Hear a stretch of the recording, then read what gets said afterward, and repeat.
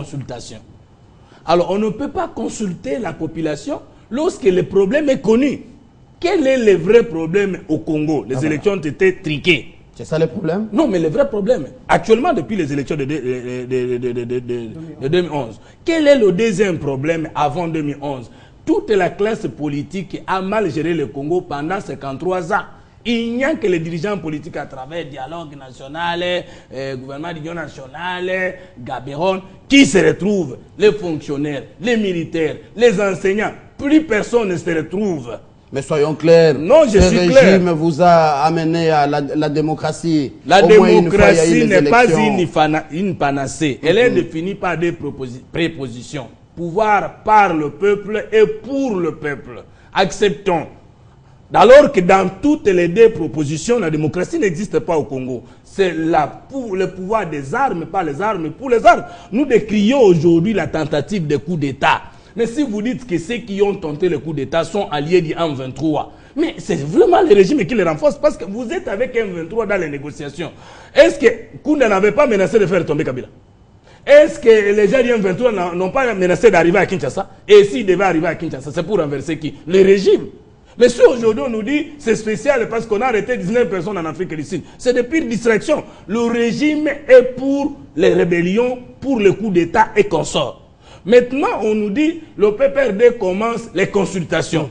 Ça veut dire que le secrétaire général du PPRD ne sait pas qu'il y a des fonctionnaires impayés. Il ne sait pas qu'il y a des enseignants impayés. Il ne sait pas que le gouvernement en place, le régime en place, a pris le peuple congolais en otage. Il ne sait pas que dans ce pays ici, la justice n'existe pas, l'administration n'existe pas, tout est politisé. L'armée, la police et consorts. Il veut consulter qui pour arriver à quel résultat?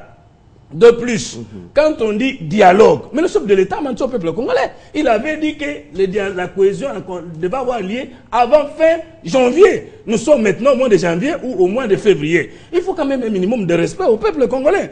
Un homme d'État doit éviter de ne pas être en ordre avec sa population. Maintenant, nous, au niveau de la troisième voie, nous disons ceci, que je ne pense jamais et je ne crois nullement voir M. Kabila traiter les problèmes du Congo en toute sincérité. Il sait créer ses opposants. Non, c'est mon point de vue. Voilà. Il sait créer ses opposants. Après avoir consulté, il va se réunir avec vous, et il va faire un semblant de dialogue. Nous sommes ici au niveau du PPRD. S'il vous plaît. Revenons dans la thématique. Le PPRD, il paraîtrait que c'est le parti même du chef de l'État. Donc, le parti dont il est l'initiateur. Et le secrétaire général du PPRD ne peut pas initier des consultations alors que je lui réunis la qualité de médecin. Parce qu'il est parmi les gens que nous déplorons la gestion de ce pays. En ce que je sache, moi et vous, le président a été indépendant aux élections. Non, écoutez, le président n'a jamais été indépendant. C'est aussi des termes. S'il vous plaît, je termine. Nous disons ceci, le problème est connu, le pays est mal géré. La Constitution n'a même pas de place dans notre pays. Nous disons que les élections ont été triquées. Pour preuve, la CNI est en pleine réforme. Alors maintenant, quel est le problème? Il n'y a pas à aller consulter certains opposants, société civile, pour dévier la situation. Soit qu'on veut résoudre le problème, nous connaissons réellement qu'ils soient acteurs politiques, qui ne le sont pas au Congo. La majorité est juste en face de vous, Madame Ernestine. Déjà, le secrétaire général du PPRD a consulté le parti politique de l'opposition des Aïdi Ngoma, les MLC avec Thomas Louaka, les MPCR avec Jean-Claude Mvouemba. Bonne procédure selon vous? Avant de dire si bonne procédure ou pas, je crois qu'à la première question, nous avons escamoté tous quelque chose. Voilà. J'avais été contente lorsque Fumutoto a commencé à parler de la Constitution. C'est bon de parler de la Constitution, mais c'est bon de relever que ce qui s'est passé en Afrique du Sud, tels que les 19 Congolais qui ont été appréhendés, il faut d'abord commencer par condamner. Ce n'est pas parce que c'est en Afrique du Sud que ça s'est passé que c'est mauvais. Même si c'était au Congo, on allait rentrer toujours dans notre Constitution pour s'y référer. La Constitution n'a pas prévu un mécanisme pour que les hommes politiques prennent le pouvoir par la force. La Constitution prévoit assez que le pouvoir soit pris de la manière la plus démocratique. Et notre Constitution, je crois, à moins que je ne m'en abuse, je crois que ça doit être l'article 64 ou 65, au second alinéa, qui dit ceci, que dans la Constitution, c'est prévu, on ne peut pas accepter qu'en RDC, qu'on organise un mouvement d'insurrection, sinon qui mette à mal le pouvoir, la sécurité, le fonctionnement des institutions. Et même si ce n'est pas seulement un RDC, même si ce n'est pas seulement pour la RDC, et aussi on ne peut pas faire de la RDC comme une base arrière pour commencer un mouvement d'insurrection pour attaquer aussi un autre pays. Donc l'Afrique du Sud, si elle réagit, ce n'est pas simplement parce qu'il y a de bonnes relations, ce n'est pas parce qu'on est membre de la SADC. Il y a au départ, qu'on le veuille ou pas, il y a au départ une loi qui est un soubassement, comme il y a aussi au départ une loi qui est un soubassement au Congo. Nous avons connu le cas, par exemple, du général, l'ex, si je peux l'appeler ainsi, le général Moulele, qui aujourd'hui est au Congo-Brazzaville.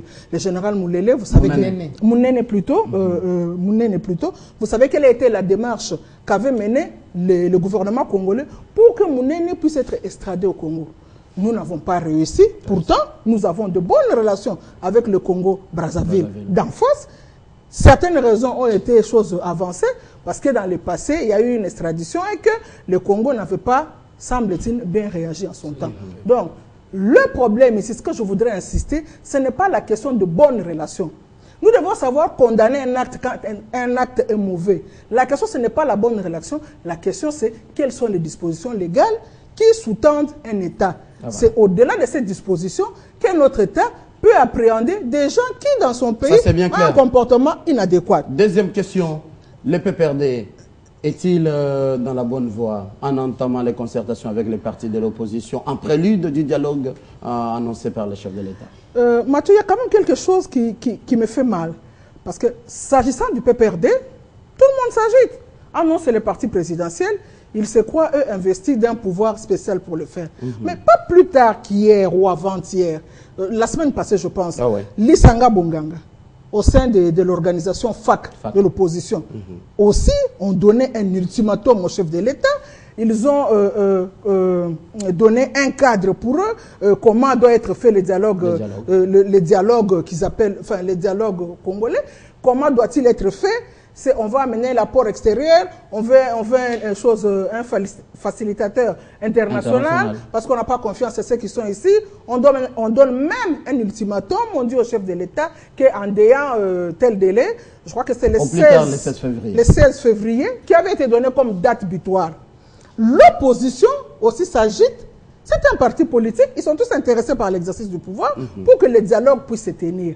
Quel mal y a-t-il si le PPRD sent que pour la cohésion nationale, c'est important de tendre les mains à nos frères de l'opposition, parce que ce sont nos frères. Est-ce que ça pourrait aboutir à une solution, surtout que... Ça peut faire une piste de solution. Une des pistes de solution. Une des pistes de solution, ça peut faire un soubassement sur lequel on peut s'y référer.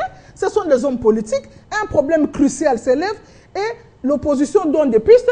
Et dans la majorité, les gens doivent se taire. Alors, qu'en pense l'opposition, un représentant de l'UNC? Merci Mathieu. Je crois qu'il faudrait que je recule un tout petit peu pour rencontrer la préoccupation de Mme Ernestine. Lorsque elle parle de condamner, je crois, à mon humble avis... On revient à la première thématique, rapidement. Je suis quelqu'un qui ne peut jamais... Je suis incapable de tuer une mouche. Donc je ne peux en aucun cas accepter que quelqu'un puisse chercher à faire un coup d'État dans mon pays. Et je soutiens cela. Parce que ça va bouleverser les choses et nous allons reprendre tout à zéro. Mais il faudrait retenir une chose. La politique de frustration que le président Kabila a installée dans notre pays fait créer toutes ces poches de résistance. Je vous donne un exemple. Parce qu'elle a parlé du général Mouneni. Qu'on évolue un peu. S'il vous plaît, de manière beaucoup plus laconique. Elle a parlé du général Mouneni. Pendant que l'on demandait à ce que l'on extrade le général Mouneni pour qu'il soit jugé, on amnistie Ntaganda. Ntaganda qui a tué autant de Congolais dans notre pays. Mais pourquoi? Pour raison de paix.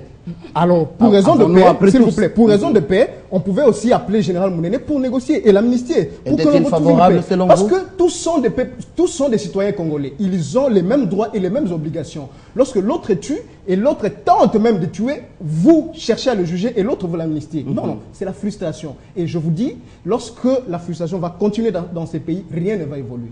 Lorsqu'on pense que d'autres personnes sont mieux placées que les autres, sincèrement, rien ne va évoluer.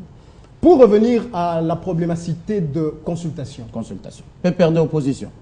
je veux encore une fois vous dire que le PPRD fait semblant de choses. En définissant la démocratie, qui est un pouvoir par le peuple, c'est-à-dire le peuple se réunit et décide de vous concéder sa souveraineté. Et il dit, vous, à partir d'aujourd'hui, vous allez me diriger. Mais en contrepartie, vous exercez ce pouvoir pour moi. C'est-à-dire que la population doit vivre normalement. Vous savez le salaire d'un enseignant, vous savez le salaire d'un militaire, vous savez le salaire d'un fonctionnaire de l'État. Est-ce que les problèmes qui se posent dans ces pays, ce sont des problèmes de consultation? Nous avons déjà des problèmes. Il est connu que les élections de 2011 ont été truquées, reconnues par le président de la République, reconnues par l'Assemblée nationale. Voilà pourquoi on est en train de restructurer la CENI. Il y a eu quelques erreurs. S'il vous plaît, s'il vous plaît. Alors, on revient sur le synonyme d'erreur et fraude. S'il vous plaît, Mathieu. Je ne veux pas revenir sur ça parce que vous n'allez pas changer la lexique des mots. S'il vous plaît, j'ai expliqué. Je ne veux pas que ces mots... Il y a eu des irrégularités. Il y a eu des irrégularités. Des comportements contre la loi électorale. Ah voilà, ça c'est un autre débat. Alors, s'il vous plaît, Mathieu, rapidement. Les mots de jeu risquent de devenir un jeu de mots. L'article 74 de la loi électorale parle des irrégularités. Et cet article dit, lorsqu'il y a des irrégularités, les élections sont annulées en partie ou en totalité. Voilà. Mais lorsqu'il y a des irrégularités, vous dites non, il y a irrégularité, mais les élections ne peuvent pas être annulées. D'après les observateurs internationaux, ça ne pouvait pas changer l'ordre d'arrivée. Au moins, pour ça, on est d'accord. Vous ne m'avez pas laissé terminer, Mathieu. Vous ne m'avez pas laissé terminer. Voilà. Et donc, j'ai donné l'économie de la disposition. Donc, je ne veux pas que l'on rentre encore dans ces débats qui est un débat qui est connu.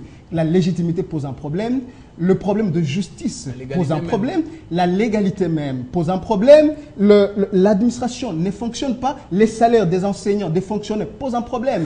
Je ne pense pas qu'il... Et quelle serait, selon vous, une des pistes de solutions? Je ne pense pas que le PPRD a ses pouvoirs aujourd'hui de commencer à consulter les autres, de récupérer la situation, comme le dit M. Fumutoto, pour dire aujourd'hui, voilà, je suis un parti politique d'avant-garde, j'ai initié... Non, c'est un débat, s'il faut qu'on le fasse, s'il faut qu'on fasse un dialogue, il doit être un dialogue de sincérité. Nous allons conclure, s'il vous plaît. Vous donnerez cette réponse en concluant, parce que chacun va donner une des pistes et des solutions. La diaspora, les PPRD, va-t-il trop vite en besogne ou il est dans les droits? Le PPRD, selon les statuts, je pense que si les choses sont définies dans les statuts du PPRD qui le permet d'aller trouver des alliés gauche-droite, le chef de l'État lui il a dit qu'il a besoin de travailler avec les gens qui sont passionnés du Congo. Il a dit dès le départ. Moi, ce n'est pas ça le problème. Le problème n'est pas à ce niveau. Qu'il y ait consultation politique entre les partis politiques d'opposition aujourd'hui, se mettre autour d'une table. C'est une concertation. Ça n'engage nullement la population congolaise. Il y a beaucoup de gens qui pensent... Pourquoi pas? Je vais vous faire une démonstration. Il y a beaucoup de gens qui pensent aujourd'hui qu'au travers les partis politiques qui sont là, de l'opposition comme le pouvoir, ils peuvent aujourd'hui refléter vraiment la volonté de la population. On est hors de ça. La population n'a pas besoin de toutes ces tracasseries-là qui sont en train de faire la consultation gauche-droite. Faisons un simple exercice. Qui acceptera un référendum populaire pour des questions sociales à la population? Vous allez comprendre les sons de cloche de ce que pense la population. La population n'a même plus besoin aujourd'hui qu'on revienne sur le querelle du passé électoraliste. On n'a pas besoin de ça. La population a besoin d'une vie. Survivre et vivre comme il faut, des hommes dignes. Comme Lumba l'a dit, nous aurons à élever nos enfants décemment. Nous voulons élever nos enfants décemment, c'est-à-dire la question sociale. Alors, je vous donne un exemple. Piste de solution. Piste de solution. Il nous reste quelques minutes. Piste de solution. Respect de la disposition constitutionnelle. Le premier article, le gouvernement est passé à côté du premier article. De la Constitution. Le premier article de la Constitution qui dit que nous sommes dans un État social. Regardez bien le premier article, État social. Et on va parler de l'année du social. Non, c'est tous les jours que ce problème devait être du social au quotidien. On n'a pas besoin de décréter une année du social. On est passé à côté du premier article. Mais ce gouvernement serait confronté à différentes rébellions. Mais attendez, les rébellions sont venues quand? Et aujourd'hui, les mêmes rebelles qui ont dévoré le régime, qui ont dévoré le budget de l'État, le même rebelle, ils sont avec eux sur la table des négociations, messieurs. Il y a des accords qui sont en train de se faire signer. Mais diplomatie ça, c'est oblige. indécent. Je vous dis, c'est indécent. Mon rêve le plus ardent, au nom de la population congolaise. Il faut bien préciser vous savez, les faits. Aucun accord, c'est plutôt, on a adopté les rapports on ne peut pas du premier point à l'ordre du jour. On ne peut pas, partiellement. Il faut bien préciser les choses. Je ne me vois pas en train de me mettre autour d'une table avec les assassins de mes enfants. Jamais de la vie. Je ne me vois pas en train de me mettre autour d'une table avec ceux-là qui ont violé ma mère ou qui ont tué mon père. Jamais de la vie. Michel Kitoko, la piste justice de doit faire son solution. travail. D'accord. Piste de solution. Le respect d'abord du premier